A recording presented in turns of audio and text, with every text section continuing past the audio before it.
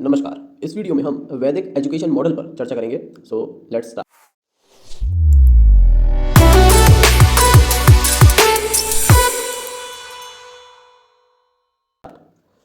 सो आप अगर वैदिक एजुकेशन मॉडल की फिलॉसफी देखेंगे अगर पूरा जानने के बाद, तो आपको एक अगर सार मैं बताऊं मैं, तो उसका सार निकलेगा सर्वभूते हिते रता, यानी सबकी भलाई में लगे रहो।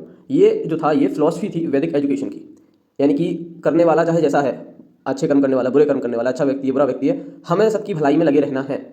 ये फिलॉसफी थी वैदिक एजुकेशन की। नाउ जब आप वैदिक एजुकेशन मॉडल को देखेंगे तो आपको दिखेगा कि समाज में उस वक्त जो भी पॉलिटिकल फोर्सेस थे, इकोनॉमिक फोर्सेस थे, सोशल फोर्सेस थे, वो सभी जाते थे आध्यात्मिकता की ओर, स्पिरिचुअलिज्म की ओर। और स्पिरिचुअलिज्म इन तीनों में फिर से पावर दे देता था, जान फूंक देता था। तो एक तरह से एक परफेक्ट बैलेंस्ड साइकिल थी political, economic and social forces और स्पिरिचुअलिज्म के बीच। सोशल लाइफ जो उस समय थी वो बेस्ड थी गुड कंडक्ट, यानी अच्छा आचार व्यवहार, लव यानी प्यार, नॉन वायलेंस यानी कि अहिंसा, कोऑपरेशन मिलकर रहना, और को एग्जिस्टेंस यानी एक दूसरे को मारे बिना, एक दूसरे का अहित किए बिना साथ में समन्वय बना के बने रहना। तो ये क्वालिटीज पर बेस्ड थी उस समय की लाइफ, सोशल लाइफ। फंडामेंटल जो यूनिट थी वैदिक एजुकेशन के समय काल में वो थी इंडिविजुअल, यानी एक व्यक्ति जो था वो समाज की सबसे छोटी इकाई था, ऐसा समझा जाता था। और एक जो इंडिविजुअल है उसके खुद के कुछ डेफिनेट ऑब्जेक्टिव्स होते थे लाइफ में, और उसके खुद के कुछ डेफिनेट आइडियल्स होते थे लाइफ में। सो डेफिनेट आइडियल्स और डेफिनेट ऑब्जेक्टिव्स होते थे हर एक इंडिविजुअल के, और इंडिविजुअल जो था वो सबसे छोटी इकाई माना जाता था उस समय काल में समाज की। Learning for end as a part of religion, उस समय जो शिक्षा होती थी और शिक्षा जिस तरह से की जाती थी वो रिलीजन से बहुत ही अटूट तौर से जुड़ी हुई थी, यानी कि जो एजुकेशन होता था वो रिलीजन के लिए होता था और रिलीजन के अंग के जैसे हम करते थे, यानी कि रिलीजन से जोड़कर एजुकेशन दी जाती थी। Learning a means of salvation and self realisation, उस समय जो लर्निंग की प्रक्रिया होती थी उसको समझा जाता था कि वो एक माध्यम है साल्वेशन या फिर रियलाइजेशन, या हम कहें मुक्ति। तो साल्वेशन, सेल्फ रियलाइजेशन या मुक्ति पाने का एक माध्यम है लर्निंग, ऐसा समझा जाता था उस समय काल में। Self realisation as highest end of life, उस समय यह माना जाता था कि किसी के भी जीवन का जो सबसे हाईएस्ट पॉइंट है, जो हमारा अंत पॉइंट है जीवन में पहुंचने का, वो है सेल्फ रियलाइजेशन। यानी हम जो भी जीवन में कर रहे हैं उसका एक ही एंड टारगेट है, और वो क्या है कि हमें सेल्फ रियलाइजेशन पाना है। और सेल्फ रियलाइजेशन किससे आएगा? लर्निंग से आएगा। तो इस तरह की अवधारणा उस समय थी। Elements, methodology, organisation were close to nature, यानी कि उस समय की पढ़ाई के जो भी एलिमेंट्स थे, जिन चीज़ों का इस्तेमाल किया जाता था, जो भी पद्धति, मेथोडोलॉजी यूज़ की जाती थी, जो भी ऑर्गेनाइजेशन, संघ आत्मक जो स्ट्रक्चर था पढ़ाई का, वो पूरा का पूरा नेचर से बहुत ही क्लोजली लिंक्ड था। आर्टिफिशियल बहुत कम था, नेचर से रिलेटेड बहुत ज़्यादा था। Education in ancient India predates to Vedic age of modern history. अब मॉडर्न हिस्ट्री में क्या कहा जाता है कि वैदिक काल में ही वेद रचे गए और वहीं से एजुकेशन की शुरुआत हुई। पर वैदिक काल के पहले भी, मॉडर्न हिस्ट्री में जो वैदिक काल बोला जाता है उसके पहले भी सिंधु घाटी सभ्यता थी, इंडस वैली सिविलाइजेशन, और वो भी बहुत ही एडवांस थी। तो ऐसा तो हो नहीं सकता कि कोई सिविलाइजेशन बिना ही एजुकेशन कितनी एडवांस हो जाए। यानी कि भारतवर्ष में वैदिक काल के जो मॉडर्न इतिहास में बोला जाता है वैदिक काल, उसके पहले भी एजुकेशन रही होगी, तभी तो इंडस वैली सिविलाइजेशन इतनी महान हो पाई। तो यानी कि भारत में एजुकेशन का इतिहास बहुत ही पुराना है। We can say modern histories Aryan period was the healthy, peaceful, mature and practical age of education. हम ये कह सकते हैं जरूर कि इंडस वैली सिविलाइजेशन में एजुकेशन जो है वो पनप गई होगी, और वैदिक काल के आते आते वो अपने सबसे मैच्योर, पीसफुल और प्रैक्टिकल एज में आ गई होगी। इन ancient India traditions of society nation were preserved in schools. अब पुराने भारतवर्ष में अगर बात करें तो कम्युनिकेशन के माध्यम होते नहीं थे, बहुत सारा लोग एक दूसरे से दूर दूर जो रहते थे वो बात नहीं कर सकते थे जिस तरह से आज कर पाते हैं। तो स्कूल जो होता था वो एक माध्यम का काम करता था जहां अलग अलग लोग आके एक दूसरे के साथ कनेक्शन बना पाते थे,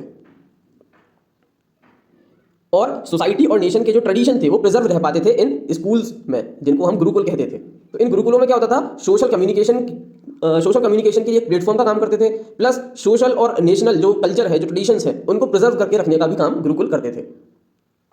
schools were acting as a place to strengthen public relations. First place in knowledge was Vedas, यानी कि जो प्रथम स्थान है नॉलेज में वो माना जाता था कि वो हमारे 4 वेदों का है। Education was given in various subjects, education बहुत सारे विषयों पर दी जाती थी। Family was primary first school, किसी बालक के जीवन में उसका जो परिवार होता है, फैमिली होती है, उसे उसका प्रथम स्कूल माना जाता था। रूडिमेंट्स ऑफ सोशल बिहेवियर, क्योंकि जब कोई बच्चा अपने घर में रहता था तो घर में रहते हुए वह रूडिमेंट्स ऑफ सोशल बिहेवियर, यानी कि उसके आसपास जो सोशल एनवायरनमेंट है उसके गुण सीख जाता था, प्लस लैंग्वेज ऑफ सोसाइटी, उसके आसपास की जो सोसाइटी थी उसकी भाषा भी वो सीख जाता था। तो इसलिए घर को प्रथम स्कूल जैसा माना जाता था उस समय काल में। Education was so glorious that foreign students were coming, education उस समय भारतवर्ष में इतनी चरम सीमा पर थी कि बाहर से लोग पढ़ने आते थे, बाहर से छात्र पढ़ने आते थे हमारे यहाँ। रिलीजन एंड रिलीजियस एक्टिविटीज, ये दोनों सोर्स या फिर आप कह लीजिए फाउंडेशन का काम करते थे नॉलेज के लिए। कैरेक्टरिस्टिक्स ऑफ वैदिक एजुकेशन, सो कैरेक्टरिस्टिक्स अगर देखें हम तो नॉलेज को तीसरी आंख, त्रिनेत्र के रूप में व्याख्यान किया गया है कि नॉलेज जो है वो किसी आदमी की तीसरी आंख की तरह होती है। नॉलेज जो है वो open up ways for human development in all aspects of human life, कि किसी व्यक्ति के जीवन में जितने भी संभावनाएं हैं, जितने भी रास्ते हैं डेवलपमेंट के, उन सभी को खोल देती है नॉलेज। नॉलेज को इस तरह बताया गया है कि नॉलेज जो है वह एक माँ की तरह किसी व्यक्ति की रक्षा करती है, प्रोटेक्ट करती है। नॉलेज को माँ से कंपेयर किया गया है। Knowledge inspires to follow path of good conduct like a father, यानी जिस तरह किसी के पिता उसको जीवन में सदमार्ग पर चलने की प्रेरणा देते हैं, इसी तरह एजुकेशन भी किसी इंसान की लाइफ में पिता के समान ही उसे सदमार्ग पर चलने की प्रेरणा देती है। तो एजुकेशन को माँ से कंपेयर किया गया है, पिता से कंपेयर किया गया है। साथ ही knowledge gives pleasure like a wife do, यानी कि नॉलेज जो है वह किसी व्यक्ति को उसी तरह से सारे सुख संपदा भोग देगी जिस तरह से किसी की पत्नी देती है। तो नॉलेज को इस तरह से डिफाइन किया जा सकता है उस समय के समय काल में कि नॉलेज जो है वो किसी माँ की तरह रक्षा करती थी, नॉलेज जो है वो किसी पिता की तरह सदमार्ग पर चलने की प्रेरणा देती थी, और नॉलेज जो है वो जीवन में जितने भी प्लेजर्स हैं, सुख हैं, उनकी अनुभूति कराती थी किसी पत्नी की तरह। तो इस तरह से शिक्षा को, नॉलेज को व्याख्यान किया गया है उस समय। Education led to development of personality, education को ऐसा बोला जाता था कि डेवलपमेंट ऑफ पर्सनैलिटी के लिए जरूरी है, ऐसा माना जाता था उस समय। अब एजुकेशन का जो मॉडल था, उस समय के भारतवर्ष में वो था आइडियलिस्टिक, यानी कि एजुकेशन को इस तरह से दिया जाना चाहिए कि हर चीज आइडियलिस्टिक फॉर्म में पढ़ाई जाए, सिखाई जाए बच्चे को। अब इस एजुकेशन मॉडल में होता क्या था कि जो आचार्यास थे, जो शिक्षा देते थे, वो स्ट्रेस कौन करते थे, यानी स्ट्रेस देते थे, फोकस देते थे किस चीज पे, रिलीजियसनेस, स्पिरिचुअलिटी, यानी कि किसी की धार्मिकता और आध्यात्मिकता, इस पर वो फोकस देते थे कि बच्चों में धार्मिकता बढ़े और आध्यात्मिकता बढ़े। इससे होता क्या था, this led to in student, इसके होने से बच्चे में क्या होता था, फॉर्मेशन होता था कैरेक्टर का, बच्चे में फॉर्मेशन हो जाता था कैरेक्टर का ओवर द टाइम, और उसकी वजह से क्या होता था, डेवलपमेंट ऑफ पर्सनैलिटी होता था ओवर द टाइम। और ये जो पर्सनैलिटी बनी है, डेवलपमेंट ऑफ पर्सनैलिटी हुआ है, ये किसके बिल्ड अराउंड हुआ है, किसके इर्द गिर्द हुआ है, ये डेवलप हुई है development of culture, nation and society, यानी कि बच्चे में पर्सनैलिटी का डेवलपमेंट इस तरह से हुआ है कि उसकी पर्सनैलिटी में ही ये रच बस गया है कि development of culture, nation and society करना है। कैसे करना है, by doing public and civic duties, यानी उस छात्र की सोच इस तरह से है कि उसे डेवलपमेंट करना है कल्चर, नेशन और सोसाइटी का, और वो कैसे कर सकता है, उसे by doing his public and civic duties, इस तरह से डेवलपमेंट किया जाता था। और ये होने से क्या होता था, सोशल एफिशिएंसी बढ़ जाती थी, यानी कि उस समाज की जो सोशल एफिशिएंसी है, कुशलता है, उस समाज की कुशलता है, वो बढ़ जाती थी। इससे क्या होता था, इससे होता था protection and propagation of national culture, जो कि टारगेट होता था मेन, कि वैदिक एजुकेशन मॉडल का जो अंतिम टारगेट आप बोल सकते हो वो क्या है, protection and propagation of national culture. तो ये पूरा मॉडल था एजुकेशन का वैदिक काल में, कि आचार्य जो थे वो छात्र पर ध्यान देते थे कि धार्मिकतापन पे, उसमें आध्यात्मिकतापन पे, जिससे क्या होगा, छात्र में एक समय के बाद फॉर्मेशन ऑफ कैरेक्टर होगा, फॉर्मेशन ऑफ कैरेक्टर होने से क्या होगा, उसमें पर्सनैलिटी का डेवलपमेंट होगा, और वो पर्सनैलिटी ऑफ डेवलपमेंट किसके इर्द गिर्द बनी होगी, development of culture, development of nation, development of society. और ये वो कैसे कर सकता है, by doing his public and civic duties, और ये सब करने से क्या होगा, सोशल एफिशिएंसी बढ़ जाएगी उस समाज की, और इससे क्या होगा, प्रोटेक्शन एंड प्रोपगेशन होगा नेशनल कल्चर का। तो ये पूरा मॉडल था एजुकेशन का वैदिक काल में।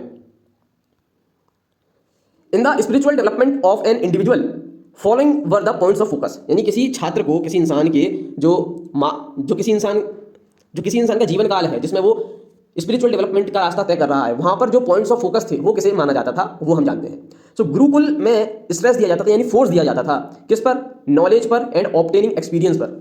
वहां सिर्फ ये नहीं था कि आपको सिर्फ लिखा लिखाया सीख लेना है, याद कर लेना है, नहीं, वहां पर नॉलेज को प्राथमिकता दी जाती थी, साथ ही साथ ऑब्टेनिंग एक्सपीरियंस लेने पर भी प्राथमिकता दी जाती थी। दो चीजों पर प्राथमिकता थी, नॉलेज और obtaining experience. No system of degrees, उस समय डिग्री की कोई व्यवस्था नहीं थी। उस समय student have to exhibit knowledge in concourse of scholars. उस समय क्या होता था कि अगर किसी छात्र ने कोई कोर्स पढ़ लिया है तो ऐसा नहीं है कि एक समय के बाद उसको कोई डिग्री दे दी जाएगी और मान लिया जाएगा कि इस बच्चे को ये चीज आती है। उस समय क्या होता था, बच्चा शिक्षा ग्रहण करेगा, उसके बाद उस बच्चे को एक सभा में, जो कनकोर्स ऑफ स्कॉलर्स होता है, वहां पर बहुत सारे विद्वान आएंगे, और वो विद्वान क्या करेंगे, इस बच्चे से इसके ज्ञान की परीक्षा लेंगे, इससे अलग अलग टाइप्स के क्वेश्चन पूछेंगे उस सब्जेक्ट्स के रिगार्डिंग, उस कोर्स के रिगार्डिंग। और अगर ये सभी विद्वान इस बच्चे से इंप्रेस हो जाते थे, इसके ज्ञान से इंप्रेस हो जाते थे, तब सामाजिक तौर पर मान लिया जाता था कि हाँ, ये बच्चे को इस चीज का पूरा ज्ञान आ गया है। तब के समय में डिग्री की कोई व्यवस्था नहीं होती थी। Target was not just reading but subjective assimilation of knowledge and experience. उस समय इस तरह के सिस्टम का टारगेट क्या था, टारगेट ये था कि अगर डिग्री दे दी जाएगी तो क्या होगा, सिर्फ रीडिंग हो पाएगी एजुकेशन में, यानी कि लिखा लिखाया कोई अपने दिमाग में सेव कर लेगा, कॉपी पे लिख देगा और फिर उसको डिग्री मिल जाएगी, और फिर वो मान लेगा कि हाँ मुझे ये चीज आती है। उस समय टारगेट ये नहीं था, उस समय टारगेट था सब्जेक्टिव असिमिलेशन, यानी हर इंसान अलग है, वो अलग तरीके से समझ पाता है, अलग तरीके से उसकी सोच चलती है, तो हर इंसान अपने तरीके से ज्ञान को अपने आप में सम्मिलित कर पाए, एब्जॉर्व कर पाए, और नॉलेज और एक्सपीरियंस के माध्यम से वो उस ज्ञान को पूरा आत्मसात कर ले। ये उस समय का टारगेट होता था एजुकेशन का। उस समय ये माना जाता था कि मैन जो है, जो इंसान है, वो वर्चुअल स्लेव है, यानी अप्रत्यक्ष रूप से दास है, इसका इंस्टिंक्टिव ड्राइव्स का, यानी अपनी इंद्रिय इच्छाओं का, जो कि उसकी साइक में, यानी उसके मस्तिष्क में, उसके दिमाग में एम्बेड है, यानी कि घुसी हुई है। तो ये उस समय माना जाता था। और इससे क्या होता था, इस सोच का टारगेट ये था कि बच्चों में या उस समय के लोगों में ये भाव पैदा कर पाए कि अगर मैन जो है वो ऑब्सेस्ड हो जाएगा अपने सेंसेस से, यानी कि अपनी इंद्रियों के अगर आवेश में आ जाएगा, वो पूरी तरह से अपनी इंद्रियों के वश में हो जाएगा, तो वह अडॉप्ट करेगा रॉन्ग पाथ जीवन में। यानी जब भी मनुष्य क्या करेगा, अपने सेंसेस के अधीन हो जाएगा, ऑब्सेस्ड हो जाएगा, तो वो अडॉप्ट करेगा रॉन्ग पाथ, वो जीवन में गलत पथ पर चला जाएगा। So education was focused on sublimating these instinctive tendencies so to turn the human mind away from material knowledge and focus it upon spiritual knowledge which puts control over materialistic and base tendencies. So उस समय target जो था education का वो यही माना जाता था कि ये जो इंस्टिंक्टिव ड्राइव्स हैं, जो हमारी इंद्रिय इच्छाएं हैं, इनको सब्लिमेट करना है, इनको हटा देना है, हमारे दिमाग से इनको हटा देना है, या इन पर एक अच्छे लेवल का कंट्रोल प्राप्त करवा देना है बच्चे को, ताकि उसका जो माइंड है वो मटेरियल नॉलेज और मटेरियल नॉलेज से दूर हटे और स्पिरिचुअल नॉलेज जो है, अध्यात्म जो है, उसकी तरफ जाए। और अध्यात्म की तरफ जाने से क्या होगा, उसका दिमाग जो है वो एक कंट्रोल गेन कर लेगा मटेरियलिस्टिक एंड बेस टेंडेंसीज पर, और वो गलत पथ पर नहीं जाएगा जीवन में। नॉलेज को एक तरह के इंस्ट्रूमेंट की तरह देखा जाता था साल्वेशन प्राप्ति के लिए, यानी कि मुक्ति प्राप्ति का एक तरह से माध्यम है, एक यंत्र है नॉलेज, इस तरह से देखा जाता था।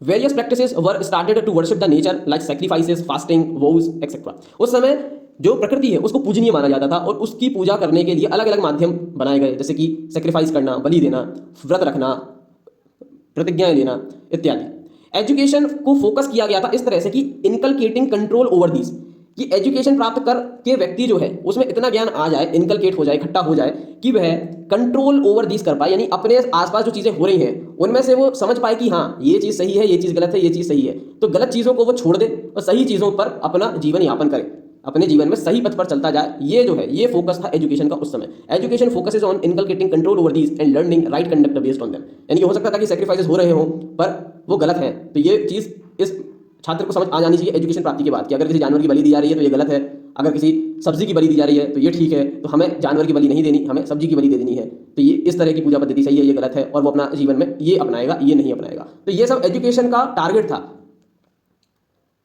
एप्रोप्रिएट, अब देखिए उस समय एजुकेशन दी कैसे जाती थी, अभी हमने एजुकेशन का मॉडल देखा पिछली स्लाइड्स में, अब यहाँ पर एजुकेशन किस तरह से दी जाती थी, तो उसका जो फ्लो चार्ट है वो मैं अब डिस्कस करता हूँ। तो एप्रोप्रिएट एनवायरनमेंट और एप्रोप्रिएट लेसन्स, यानी कि पढ़ाई के लिए एक सही माहौल, पढ़ाई के लिए सही लेसन्स यानी पाठ। इन लेसन्स में क्या सिखाया जाता था, इन लेसन में सिखाया जाता था right conduct, teaching based on life and character and ideals of great person. Right conduct यानी जीवन जीने का सही तरीका, टीचिंग्स बेस्ड ऑन लाइफ, यानी कि जो उस समय की पढ़ाई होती थी उसमें जो एग्जाम्पल्स होते थे, जो कंसेप्ट होते थे वो रियल लाइफ बेस्ड होते थे, बहुत ज़्यादा इमेजिनेटिव या बहुत ज़्यादा इमेजिनरी चीज़ें नहीं पढ़ाई जाती थी बच्चों को, बहुत ही ज़्यादा फोकस किया जाता था कि रियल लाइफ से कनेक्ट करके कंसेप्ट्स को पढ़ाया जाए। साथ ही साथ कैरेक्टर और आइडियल्स पढ़ाए जाते थे, जो महान लोग हुए, जो महान राजा हुए, उनके कैरेक्टर और आइडियल्स के बारे में पढ़ाया जाता था। तो इससे क्या होता था, छात्र में डेवलपमेंट होता था सेल्फ कंट्रोल का, सेल्फ रिस्पेक्ट का, लव का, कोऑपरेशन का, सिंपैथी का। और ये सब होने से क्या होता था, जब किसी छात्र में सेल्फ कंट्रोल डेवलप होगा, सेल्फ रिस्पेक्ट डेवलप होगी, लव, कोऑपरेशन, सिंपैथी, ये सब डेवलपमेंट होगा, तो इसके बाद छात्र में अपने आप डेवलपमेंट होने लगेगा डिसिप्लिन का, ओबीडियंस का, परफॉर्मेंस ऑफ होस्टली ड्यूटीज का, रेंडरिंग हेल्प टू अदर्स का, फुलफिलमेंट ऑफ सोशल रिस्पॉन्सिबिलिटीज का। और जब ये सब किसी छात्र में होगा तो फिर डेवलपमेंट होगा सोशल स्किल्स का छात्र में, और सोशल स्किल को डेवलप करवाना ही एक प्राइम टारगेट था वैदिक एजुकेशन का। वैदिक एजुकेशन का जो मेन टारगेट था वो था, मेन टारगेट दो थे, उनमें से एक जो था वो था कि सोशल स्किल्स डेवलप करवानी है हर स्टूडेंट में उसकी चरम सीमा तक, यानी जितना किसी में पोटेंशियल है उस पोटेंशियल को फुल अचीव करना है इन द सोशल स्किल्स। तो सोशल स्किल को इस तरह से डेवलप किया जाता था। अब सोशल स्किल जब डेवलप हो जाती थी उसके बाद वैदिक एजुकेशन में उसको लाइवलीहुड से स्पेसिफिक एजुकेशन दी जाती थी, यानी जीवन यापन करने के लिए कुछ चुनिंदा चीजों में, एक या दो चीजों में उसको स्पेसिफिक ट्रेनिंग दी जाती थी ताकि वो कमा के खा सके, अपना जीवन चला सके। और फिर इससे क्या होता था, जब किसी व्यक्ति में सोशल स्किल्स उसके चरम सीमा तक डेवलप की जा चुकी हैं, लाइवलीहुड की भी उसको ट्रेनिंग दे दी गई है, एजुकेशन दे दी गई है, तो इससे निर्माण होता था कंप्लीट इंडिविजुअल का। कंप्लीट इंडिविजुअल किसे बोला जाता था उस समय, कंप्लीट इंडिविजुअल वह होता था जिसका फिजिकली डेवलपमेंट पूरा हुआ है और स्पिरिचुअली डेवलपमेंट पूरा हुआ है, तो ऐसे व्यक्ति को कहा जाता था कंप्लीट इंडिविजुअल। तो वैदिक एजुकेशन मॉडल का जो टारगेट था वो कंप्लीट इंडिविजुअल का निर्माण करना था। और वो कैसे होता था, वो होता था सोशल स्किल को चरम सीमा तक पहुंचाकर और लाइवलीहुड की ट्रेनिंग देकर। Knowledge leads to salvation, knowledge जो है ये मुक्ति तक पहुंचाएगी, सा विद्या या विमुक्ति है। फाउंडेशन जो था एजुकेशन का वो आप बोल सकते हो कि फायर सैक्रिफाइसेस, हवन जो इत्यादि होते थे, रिचुअल्स जो पूजा पद्धति थी, प्रेयर थी, रिलीजियस फेस्टिवल्स थे, ये सब एजुकेशन के फाउंडेशन का काम करते थे, नींव का काम करते थे। गुरुकुल मेथड ऑफ एजुकेशन उस समय प्रचलित था, सेंटर्स ऑफ एजुकेशन भी कहा जाता था गुरुकुल्स को। In this student lived in house of Guru along with his colleagues. इस गुरुकुल मेथड में क्या होता था कि जो छात्र है वह अपना घर छोड़कर गुरु के घर आकर रहता था, और वह अकेला नहीं, उसके बहुत सारे सहपाठी होते थे, तो गुरु के घर आकर कोई छात्र रहता था।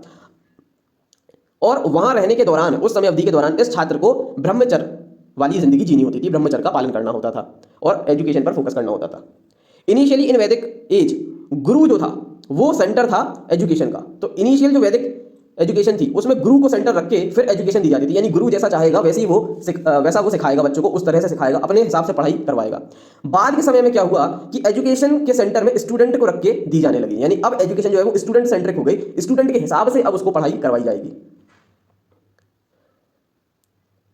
प्रोसेस ऑफ एजुकेशन क्या थी? प्रोसेस ऑफ एजुकेशन थी कि 3 स्टेजेस ऑफ कॉम्प्रिहेंशन थी। कॉम्प्रिहेंशन यानी किसी चीज को देख के, समझ के, पढ़ के आपको कितना उसमें से समझ आ पा रहा है, आप उसमें से कितना निचोड़ कर पा रहे हैं ज्ञान का, तो वो है कॉम्प्रिहेंशन। उस समय जो पढ़ाई की प्रोसेस थी उसमें 3 स्टेजेस ऑफ कॉम्प्रिहेंशन होते थे। पहला मेडिटेशन, दूसरा मेमोरी और तीसरा निधि ध्यान आसना। In gurukul only individuals of character and ability can teach. Gurukul में जो शिक्षक होते थे वह केवल वही व्यक्ति हो सकते थे जिनमें कैरेक्टर हो। अब कैरेक्टर क्या होता है? कैरेक्टर यानी आप कैरेक्टर और पर्सनैलिटी में वही अंतर है जो कि वेदर और क्लाइमेट में है। किसी भी भूगोलिक क्षेत्र का छोटी समय अवधि के दौरान जो भी वहाँ मौसम रहा है, जिस तरह का भी मौसम रहा है, उसे हम वेदर कहते हैं। और बड़ी समय अवधि के दौरान वहाँ पर जो भी मौसम रहा, स्थिति रही, उसको हम वहाँ का क्लाइमेट कहते हैं। तो इसी तरह आपके अगर पास्ट में आपकी अगर मैं जिंदगी ये है और आप अभी यहाँ पर हैं, तो आपका ये जो भूत है, जस्ट थोड़ा सा पास्ट जो है, पूरा पास्ट नहीं ले रहा, जस्ट थोड़ा सा पास्ट ले रहा हूँ, पिछले 5-6 साल, 8 साल, 10 साल, इसमें जो आपका ओवरऑल बिहेवियर रहा है, पैटर्न रहा है, उसे हम कहेंगे आपका कैरेक्टर। तो आपके भूत की जब मैं बात करूँ थोड़े से समय का सैंपल लेकर, उसमें जो आपका बिहेवियर रहा है वो आपका कैरेक्टर कहलाता है। ठीक है। फिर पर्सनैलिटी क्या होती है? आप जो आज से कुछ समय बाद होगे और तब अपने भूत को देखोगे, पूरे भूत को, वो आपकी पर्सनैलिटी कहलाती है। अभी आप यहाँ पर हो तो आप क्या हो, थोड़े समय बाद जो होगे, यानी आज से 5 साल बाद जो होगे और तब अपने पास्ट को देखोगे, तब वो आपकी पर्सनैलिटी कहलाएगी। ठीक है। तो ओवरऑल थोड़ा सा फ्यूचर और बहुत सारा पास्ट जब आप सम्मिलित करके देखोगे अपने आप को कुछ समय बाद, वो आपकी पर्सनैलिटी कहलाएगी। और अभी इसी समय जो आप अपने थोड़े से भूत को पलट कर देखोगे कि आपका बिहेवियर पैटर्न कैसा रहा है, वो आपका कैरेक्टर कहलाता है। तो पर्सनैलिटी आप कभी भी फुली अचीव नहीं कर सकते। कैरेक्टर जो होता है वो आप एनालिसिस कर सकते हो अपने थोड़े से भूतकाल का सैंपल लेके। तो इसलिए पर्सनैलिटी को हमेशा बोला जाता है कि आप फुली कभी भी अपनी पर्सनैलिटी को अचीव नहीं कर सकते, इसलिए कभी भी लाइफ में आप अपने आप को बेहतर बना सकते हो, अपनी पर्सनैलिटी में चेंज ला सकते हो। तो ये अंतर है पर्सनैलिटी और कैरेक्टर में। सो गुरुकुल में केवल वही व्यक्ति पढ़ा सकता था जिसका कैरेक्टर बहुत ही अच्छा हो और जिसमें एबिलिटी हो। एबिलिटी मतलब उस समय जैसे विद्वानों की जो कांग्रेशन होता था, उसके सामने आपको अपने ज्ञान की प्रदर्शन करना पड़ता था, यानी विद्वानों को आपको प्रसन्न करना होता था। अगर वो प्रसन्न हो जाते थे तो ही आपको ज्ञानी माना जाता था। तो ऐसा व्यक्ति जो कि बहुत ही एबल है, एबिलिटी है उसमें और कैरेक्टर अच्छा है, सिर्फ ऐसा ही व्यक्ति गुरुकुल में पढ़ा सकता था। स्टूडेंट जो है वो गुरु के घर 12 साल तक रहता था और शिक्षा प्राप्त करता था। ठीक है। इन गुरुकुलों के अंदर परिषद होते थे, कमिटीज होती थी। ये कमेटी क्या करती थी? इन छात्रों की नॉलेज की जो प्यास है उसको बुझाने के लिए जो भी कदम लेने हैं वो सब कमिटीज लेती थी। जैसे आपके स्कूल में प्रिंसिपल, वाइस प्रिंसिपल और कुछ सीनियर टीचर्स होते हैं, वो सारी पॉलिसीज बनाते हैं कि किस तरह से शिक्षा दी जानी चाहिए। तो वैसे ही गुरुकुल में परिषद होते थे। फिर गुरुकुल में कांग्रेस ऑफ स्कॉलर्स भी होती थी, विद्वानों की बुलाकर ऐसा ग्रुप डिस्कशन टाइप का होता था समय समय पर, ताकि छात्रों को सुनने को मिले अच्छी बातें, ज्ञानी बातें। और समय समय पर अच्छे जो स्कॉलर्स होते थे उनको अवार्ड्स भी दिए जाते थे। तो ये था गुरुकुल का सिस्टम। अब छात्र के जीवन में क्या होता था कि 8 साल ब्राह्मणों के लिए, 11 साल की एज क्षत्रिय के लिए और 12 साल की एज वैश्य के लिए। जब कोई बच्चा, ब्राह्मण का बच्चा 8 साल का, क्षत्रिय का बच्चा 11 साल का और वैश्य का बच्चा 12 साल का हो जाता था, तो उसकी उपनयन संस्कार करते थे। उपनयन संस्कार यानी कि to take close to teacher, यानी टीचर के पास जाने से पहले जो रिचुअल होता था, जो रीति रिवाज होता था, जो संस्कार दिया जाता था, वो उसे कहते थे उपनयन संस्कार। और इसमें छात्र के कमर और कंधे के इर्द गिर्द एक गर्डल पहना दिया जाता था, जिसे हम जनेऊ या मूंज कहते हैं। तो ये होता था उपनयन संस्कार। ब्राह्मण के लिए 8 साल की एज, क्षत्रिय के लिए 11 साल, वैश्य के लिए 12 साल की एज। उपनयन संस्कार इंडिकेट क्या करता था? उपनयन संस्कार इंडिकेट करता था कि ये जो बालक है ये इन्फेंसी से चाइल्डहुड में ट्रांजिशन कर रहा है। तो जैसे ही चाइल्डहुड स्टार्ट हो रहा होता था तो उपनयन संस्कार कर दिया जाता था, जैसे ये इंडिकेट होता था कि छात्र जो है वो चाइल्डहुड में एंटर कर चुका है और अब इसकी एजुकेशन ग्रहण करने की एज चालू हो गई है। Only unmarried can become students in Gurukul. Gurukul में केवल अविवाहित जो थे वो ही छात्र बनकर शिक्षा ग्रहण कर सकते थे। Students have to observe celibacy, और जब तक वो गुरुकुल में रह रहे हैं तब तक उनको ब्रह्मचर्य का पालन करना होगा। Because purity of conduct regarded as supreme, क्योंकि गुरुकुल की जो व्यवस्था थी शिक्षा की, उसमें प्यूरिटी ऑफ कंडक्ट यानी जीवन जीने का जो आपका तरीका है उसमें प्यूरिटी का होना सबसे महत्वपूर्ण माना जाता था। कोई भी दिमाग में विशुद्धि नहीं होनी चाहिए। When child enter student life he made to wear mekhala, यानी कि जैसे ही वो स्टूडेंट लाइफ में आता था छात्र, यानी कि उसका उपनयन संस्कार होता था तो उसे मेखला पहनाया जाता था। ब्राह्मणों के लिए ये जो मेखला ये मूंज गिरास का होता था, क्षत्रिय के लिए गुटतंता का होता था और वैश्या जो है ये वूल का पहनते थे। Use of fragrant cosmetic intoxicants were not allowed for students. जो भी छात्र गुरुकुल में रह रहे हैं उनको फ्रेग्रेंट यानी सुगंधित सेंट, परफ्यूम इत्यादि का इस्तेमाल, कॉस्मेटिक्स, इंटॉक्सिकेंट्स का इस्तेमाल वर्जित था, वह नहीं कर सकते थे। While at gurukul student have to follow guru's instruction. जब तक छात्र गुरुकुल में है तो उसकी ये प्रथम रिस्पॉन्सिबिलिटी है, उसके लिए कंपलसरी है कि वो गुरु के आदेश का पालन करे कंपलसरली। और अगर ऐसा नहीं करता था तो उसे सिन माना जाता था, पाप माना जाता था, जिसकी बहुत ही सीरियस पनिशमेंट दी जाती थी उस छात्र को। अब गुरुकुल में रहते हुए स्टूडेंट्स की ड्यूटी क्या थी? स्टूडेंट की ड्यूटी थी कि take care of necessary requirements of guru as per his instruction, यानी गुरु के काम आने वाली जितनी भी चीज़ें हैं, जो भी गुरु ने इंस्ट्रक्ट की है, आदेश दिया है कि मेरे लिए ये कर दो, ये कर दो, ये कर दो, ये कर दो, तो वह सभी छात्र को करनी है। गुरु की भी क्या ड्यूटी थी कि एंश्योर करना कि बच्चे की एजुकेशन ठीक से चले, ड्यूटीज़ करते हुए उसको डिस्ट्रैक्शन ना आ जाए, उसकी मेडिकल कंडीशन का ध्यान रखना, उसकी वेलबींग का ध्यान रखना, उसको कहीं अगर जाना है आना है तो उसका पूरा व्यवस्था करना, ये सभी गुरु की ड्यूटीज़ थी। तो गुरुकुल में स्टूडेंट्स की भी कुछ ड्यूटी थी और गुरु की भी कुछ ड्यूटीज़ थी। Teaching begin early in the morning. अब टीचिंग जो है ये गुरुकुल में सुबह सुबह शुरू हो जाती थी, अर्ली मॉर्निंग। पहले होते थे एवल्यूशंस, फिर होता था रिलीजियस रिचुअल्स, फिर होती थी स्टडी, फिर लंच टाइम में लंच होता था, उसके बाद फिर स्टडीज़ होती थी, फिर शाम को सूर्यास्त के समय रिलीजियस रिचुअल्स होते थे और उसे एंड ऑफ द डे मान लिया जाता कि अब पढ़ाई पूरी हो गई है। सो इस तरह से आप अगर देखें तो पढ़ाई की प्रोसेस ये थी। तो इसमें रिलीजियस रिचुअल्स यही वह पॉइंट दिख रहे हैं जहाँ पर आप नॉलेज को दे सकते हो। यानी कि रिलीजियस रिचुअल्स जो हैं वो एक तरह की प्रोसेस थी एजुकेशन की, इंटीग्रेटेड प्रोसेस आप कह सकते हो एजुकेशन की। क्या थी? रिलीजियस रिचुअल्स, यानी रिलीजियस रीति रिवाज के माध्यम से ही शिक्षा प्रदान की जाती थी उस समय गुरुकुल शिक्षा में एल्म्स सिस्टम था, यानी भिक्षा मांगने का जो सिस्टम है वह था। अब भिक्षा सिस्टम में क्या होता था कि ड्यूटी ऑफ स्टूडेंट क्या है कि अपने लिए खाने के सामान अर्जित करना, साथ ही अपने टीचर के लिए भी खाने का सामान अर्जित करना। और ये कैसे किया जाता था? ये किया जाता था एल्म्स यानी कि भिक्षा मांगकर।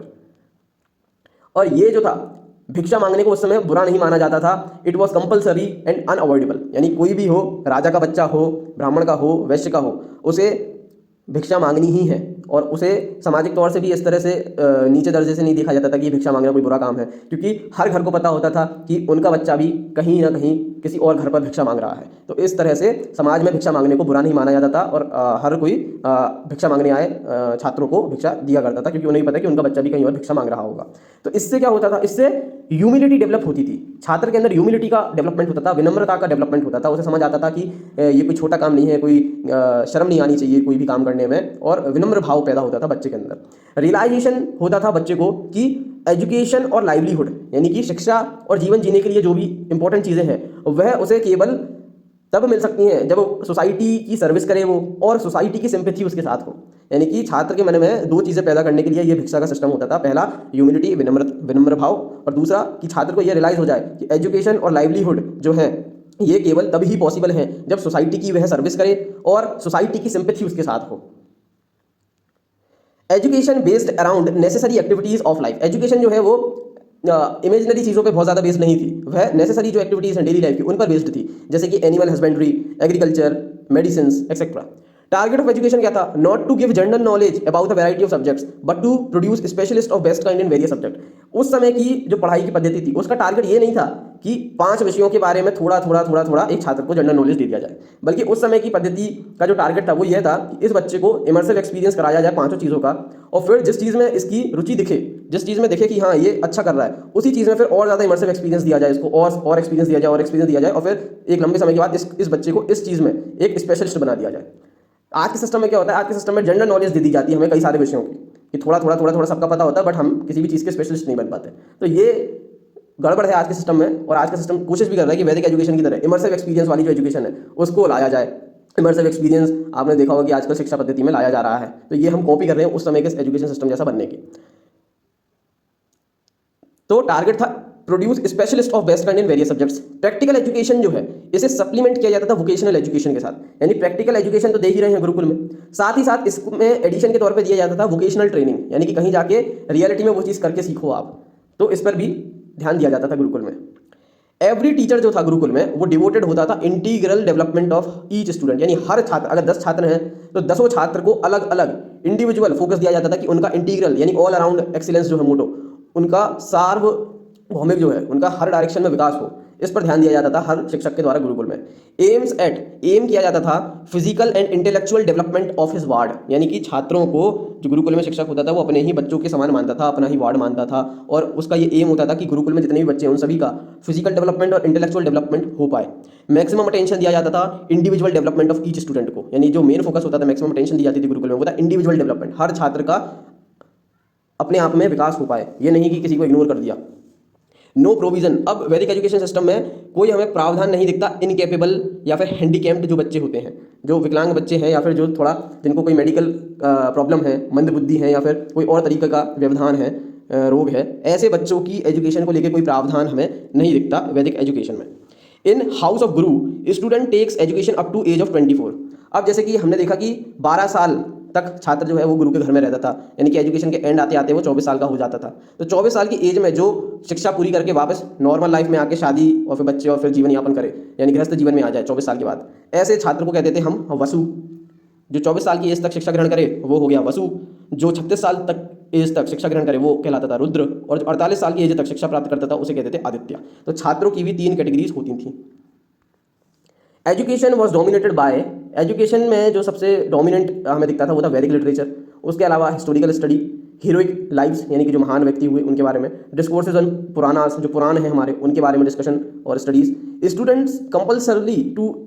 स्टूडेंट्स को कंपलसरी था कि वो मैट्रिक्स की पढ़ाई करें, मैट्रिक्स की पढ़ाई करना कंपलसरी था।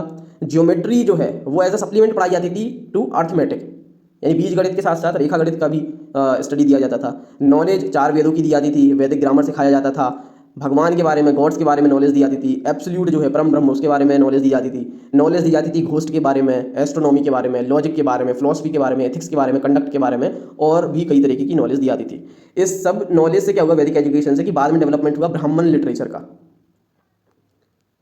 Foundation of education imparted was inherent tendency या एप्टीट्यूड। जो फाउंडेशन था नॉलेज का, जो फाउंडेशन था एजुकेशन का, वो क्या था कि हर इंसान में क्या होती है, एक इनेट टेंडेंसी होती है। हर इंसान हर चीज़ में अच्छा नहीं कर सकता, उसके अंदर एक शक्ति होती है जो उसे स्पेसिफिक चीज़ों में बहुत ही अच्छा परफॉर्म करवा देती है। उसे कहते हैं हम इनहेरेंट टेंडेंसी या फिर एप्टीट्यूड या अभिवृत्ति उस बच्चे की। तो उस अभिवृत्ति को पहचान कर उस बच्चे को पर्टिकुलर डायरेक्शन में ही सपोर्ट करवाना, एजुकेट करवाना, ये था टारगेट, ये फाउंडेशन था या वैदिक एजुकेशन का। Teacher was centre of education, वैदिक एजुकेशन में शुरुआती दौर में, बाद में स्टूडेंट हो गए। टीचिंग प्रोसेस जो थी वो इस तरह से थी कि स्टूडेंट जो है वो मेमोराइज करता था एक लेसन को, और जब तक वो सक्सेसफुल मेमोराइजेशन नहीं कर लेता था, याद नहीं कर लेता था एक लेसन को, तब तक वो अगले लेसन पर नहीं जा सकता था। तो पहले सक्सेसफुल मेमोराइजेशन होता था एक लेसन का, मेमोराइज करने के बाद मेडिटेशन किया जाता था उस लेसन पर, यानी कि छात्र फिर क्या करेगा, मेडिटेट करेगा उस लेसन में सिखाई गई चीज़ों पर। उसके बाद स्पेशल एम्फेसिस दिया जाता था करेक्ट प्रोनाउंसिएशन को, यानी कि कोई भी गलत उच्चारण नहीं करना है, इस पर खास ध्यान दिया जाता था। डिस्कशन किया जाता था उन चीज़ों पर जो छात्र ने सीख ली हैं, मेमोराइज कर ली हैं, मेडिटेट कर ली हैं। Method of teaching bye apprenticeship, यानी कि आज जो प्रक्षुता का सिद्धांत चलता है, जैसे आपने देखा होगा अप्रेंटिसशिप ट्रेनिंग निकलती है आजकल, उस समय इसको एजुकेशन मॉडल का ही एक पार्ट माना जाता था।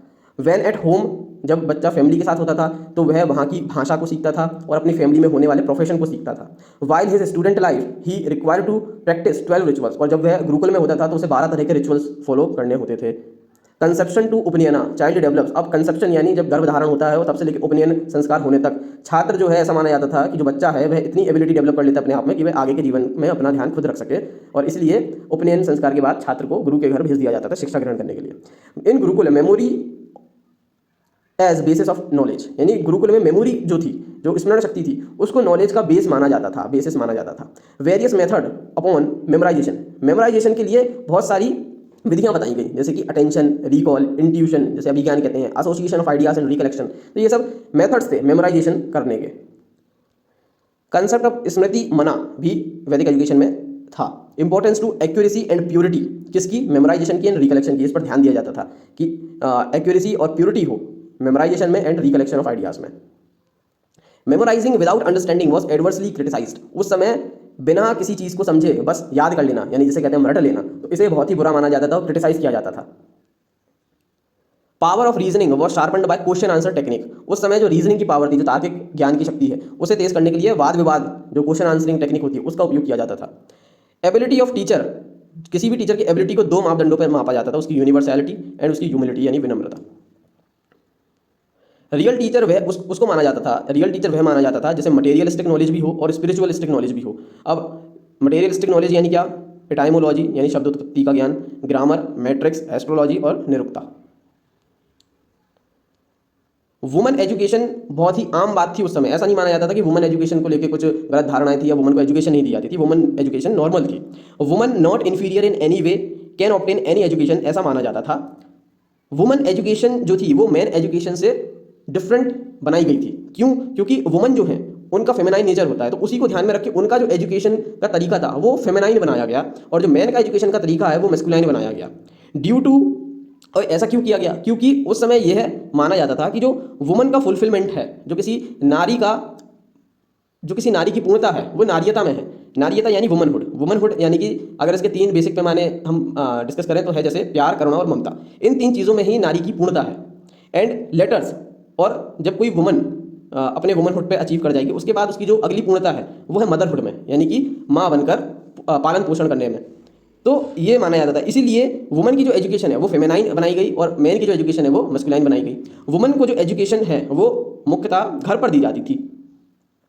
वोकेशनल एजुकेशन, वोकेशनल एजुकेशन में एजुकेशन दी जाती थी स्पिरिचुअल और वोकेशनल। वोकेशनल एजुकेशन पर फोकस किया जाता था उस समय। एजुकेशन जो है स्पिरिचुअल डायमेंशन में दी जाती थी और वोकेशनल डायमेंशन में दी जाती थी। वोकेशनल डायमेंशन यानी कि डेफिनेट फॉर्म, किसी खास चीज़ के बारे में कोई स्पेसिफिक नॉलेज दे देना, वो कहलाता था वोकेशनल एजुकेशन। ब्राह्मण जो है इनको टास्क दिया जाता था टीचिंग का, तो इनकी जो टीचिंग होती थी वो भी टीचिंग से ओरिएंटेड होती थी। क्षत्रिय जो हैं इनको पढ़ाया जाता था लॉजिक, वेदास। जो राजकुमार होते थे उनको सिखाया जाता था Sankhya Yoga, public administration, diplomacy, agriculture, animal husbandry and trade and commerce. Vaishyas जो थे इनको सिखाया जाता था एग्रीकल्चर, ट्रेड, एनिमल हस्बेंड्री। और जो नॉर्मल बच्चे होते थे ज़्यादातर, यानी हर तरह के बच्चे को ये चीज़ें तो सिखाई जाती थी, agriculture, cow care, animal husbandry, manufacture of weapons, construction, sculpture, drawing, painting, other matters जैसे कि मेडिसिन। तो ये हमने देखा कि वैदिक एजुकेशन क्या थी, उसका मॉडल क्या था और किस तरह से तब शिक्षा दी जाती थी। सो आई होप आपको अच्छा लगा हो ये वीडियो एंड आपकी हेल्प हुई हो। इफ़ ये वीडियो अच्छा लगा तो वीडियो को लाइक कीजिए, शेयर कीजिए एंड चैनल को सब्सक्राइब कीजिए, क्योंकि ऐसी वीडियो मैं लाता रहता हूँ। देखने के लिए थैंक यू, धन्यवाद।